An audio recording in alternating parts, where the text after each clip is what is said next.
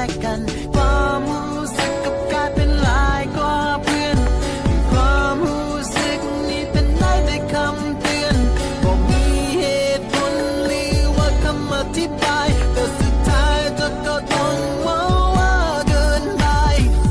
ต้องไปเจ้าไปเพราะอยากขัดขืนหัวใจของใคร baby ก็แต่ให้มีเธออยู่ในชีวิตก็จะสุขสมใจเดี๋ยวตาต่อมันจะเปลี่ยนติดเปลี่ยนใจก็บอกให้ค่อยรู้ baby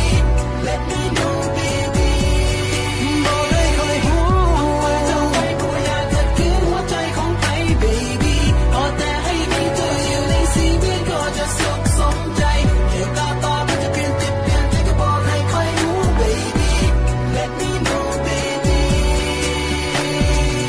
เราแค่เป็นเพื่อนกันสนิทสนมกันเท่านั้นเวลาเป็นสิ่งที่แปรผันบอกอาจจะยังไงแค่ให้ความรู้สึก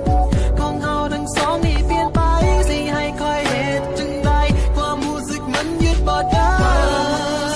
กลายเป็นหลายกว่าเพื่อนความรู้สึกนี่เป็นได้แต่คำเตือนเหตุผลหรือว่าคำอธิบายแต่สุดท้ายเธอก็ต้องเข้าไป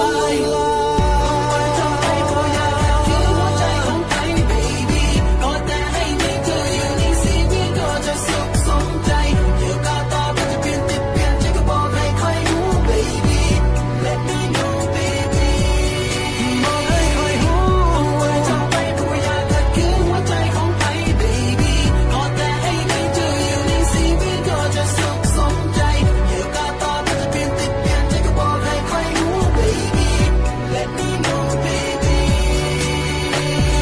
บอกตัวเองว่าคอยหักเจ้าเบเบ้หักข้างเดียวเขามีแต่คอยเบเบ้ว่าอยากคัดคือหัวใจของใครเบเบ้ถ้าเลิกคุณต้องไปเจ้าไปเบเบ้เลิกไปแล้วสิเลิกจังใดเลิกกับเจ้ามันบ่ได้ดังใจความรู้สึกคือมันเจ็บคือมีไม่มาทางใจคือกับเราอยู่กลางหน้าบ่รู้สึกขึ้นฟังใดถ้าจะนั้นถามเพื่อให้คอยได้เลือกสิ่งที่คอยต้องการมันก็คงจะแมนเสื้อคือมาดึงผมมาจองให้ตัวคอยได้ลุกขึ้นถ้าเป็นคนที่ล้มไปแล้วให้ได้ยืนขึ้นคืนคำสุดท้ายที่จะบอกว่าลาก่อนถ้ามันเป็นไปได้ขอคงบอกว่าซาก่อนเพราะว่าคนที่ซามันเป็นคนที่มาก่อนให้คอยยอมรับแต่คอยคงจะบ้าก่อน